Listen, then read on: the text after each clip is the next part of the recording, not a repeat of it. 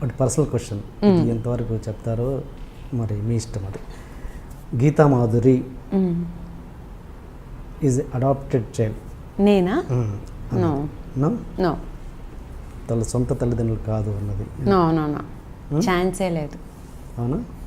నా ఊహ తెలిసాక I known only my parents. Okay, really? Really okay, really, yeah, no ways. ఎందుకంటే everything I know everything కదా. Okay okay, I need not show my certificates and all, but then yeah, no. Right. Okay, శ్రీకృష్ణతోటి ఏంటి అంత bonding, brotherly bonding? ఎందుకంత అంటే ఏంటి అక్కడ? ఏదో ఒక స్పెషల్ సిచ్యువేషన్ ఉంటుందిగా ఒక మనిషి మీద అంత ఇష్టం ఏర్పడడానికి. నాకు శ్రీకృష్ణ అన్న, దీపు, వీళ్ళిద్దరూ నాకు చాలా క్లోజ్. కృష్ణ చైతన్య కూడా. కృష్ణ చైతన్య బ్రదర్ అనను, సాకేత్ ఒకడు. వీళ్ళ ముగ్గురుని నేను బ్రదర్స్ కింద ట్రీట్ చేస్తాను. కృష్ణ చైతన్య శ్రీకృష్ణ, దీపు అండ్ సాకేత్, వీళ్ళ ముగ్గురిని నేను చాలా సొంతగా ఫీల్ అవుతాను, సొంత ఫ్యామిలీ మెంబర్స్లా ఫీల్ అవుతాను. శ్రీకృష్ణ అన్న యూనివర్సల్ అన్న, కానీ నాకు కొంచెం ఎక్కువ అన్న అనమాట. అది శ్రీకృష్ణ అన్న యూనివర్సల్ అన్న, కానీ అన్నకున్న కొంతమంది చెల్లెళ్ళల్లో నేను ఒక చెల్లిని. అంటే నెక్స్ట్ టు సొంత చెల్లిలో నేను శిల్ప ఇద్దరం ఉంటాం. అలా నాకు బోల్డ్ మంది అన్నలు ఉన్నారు, బట్ నాకు శ్రీకృష్ణ, దీపు వీళ్ళిద్దరు ఎక్కువ క్లోజ్. అంత బాండింగ్ ఏర్పడడానికి ఏదో ఒక పర్టికులర్ రీజన్ ఉంటుంది, స్ట్రాంగ్ బాండింగ్ ఏంటది? ఆ బాండింగ్ ఏర్పడడానికి నా కెరియర్ నాకు ఏమి ఇచ్చినా ఇవ్వకపోయినా అన్ని చాలా ఇచ్చింది నాకు. నా కెరియర్ నన్ను ఒక ఇండివిజువల్గా నుంచునే ఒక శక్తిని ఇచ్చింది. నేను ఏదన్నా లైఫ్లో కష్టపడి సాధించవచ్చు అనే ఒక కాన్ఫిడెన్స్ ఇచ్చింది. మంచి ఫ్యామిలీ లాంటి ఫ్రెండ్స్ని ఇచ్చింది. I can just say that.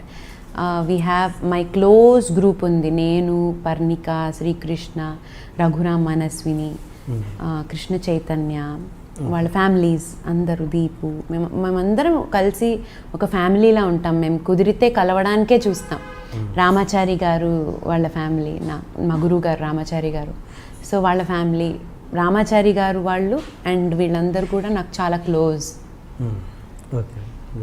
నాకు అంత బాండింగ్ ఏర్పడడానికి అవకాశాలు హెల్ప్ అయ్యాయి.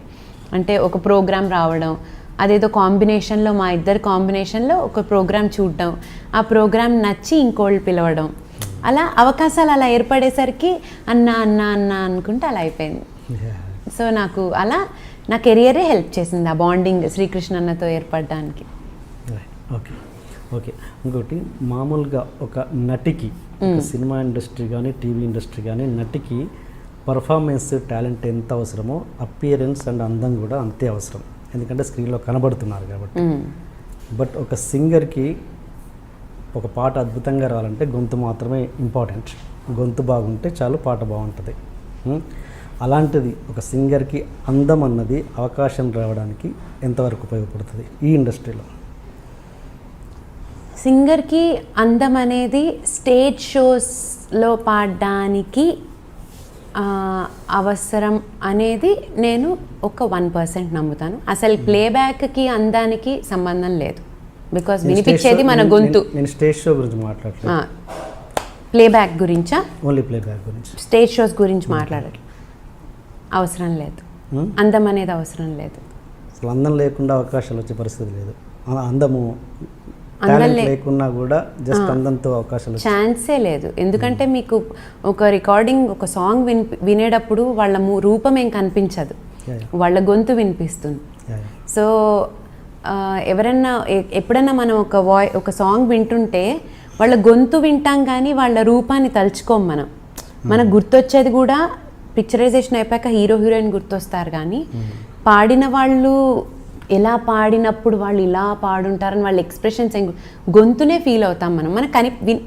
మన గొంతు వింటూ మొహాన్ని ఊహించుకున్న వాళ్ళు అసలు దేవుళ్ళకి దగ్గరగా వెళ్ళిపోవచ్చు. వాళ్ళు అంత బ్రెయిన్లో అంత ఉంచుకున్న వాళ్ళని బేసిక్గా నన్ను అడిగితే.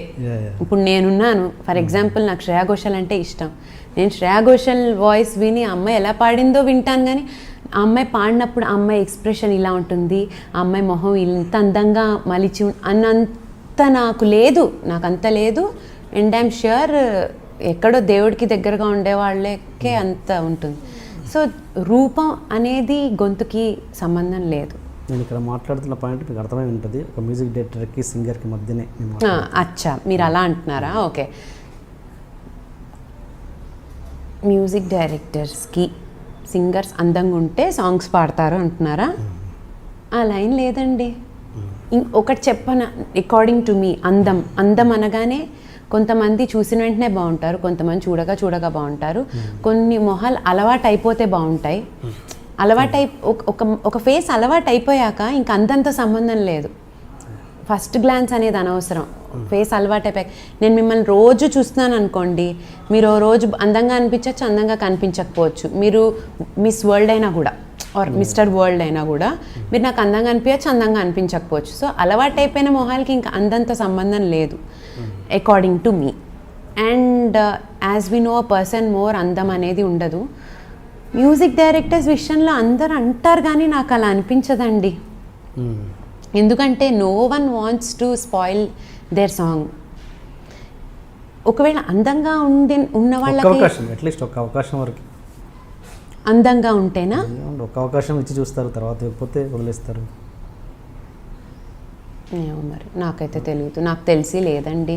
మరి అలాంటి వాళ్ళకి అందం చూసే అవకాశం ఇచ్చే మ్యూజిక్ డైరెక్టర్స్ ఉన్నారనుకోండి ఫర్ ఎగ్జాంపుల్, వాళ్ళు వేరే వాళ్ళకి అవకాశం ఇవ్వడానికి వాళ్ళకి నెక్స్ట్ అవకాశం ఉండదు. ఎందుకంటే వాళ్ళు రాంగ్గా వర్క్ చేస్తున్నారు కాబట్టి వాళ్ళకి రాంగ్ లాస్టింగ్ ఉండదు. సెకండ్ దేవుడు నెక్స్ట్ మినిటే కట్ చేసేస్తాడు. ఇంకో లైఫ్ అంతవరకు వెళ్ళక్కర్లేదు, మనం చేసేది ఈ లైఫ్లోనే అనుభవించేస్తాం. సో మనం ఏ రకంగా ఒక వర్క్ని ఒకళ్ళకి ఇస్తున్నాం అనేది ఆ రకంగానే మనకి ఇంకోటి ఇస్తాడు వర్క్.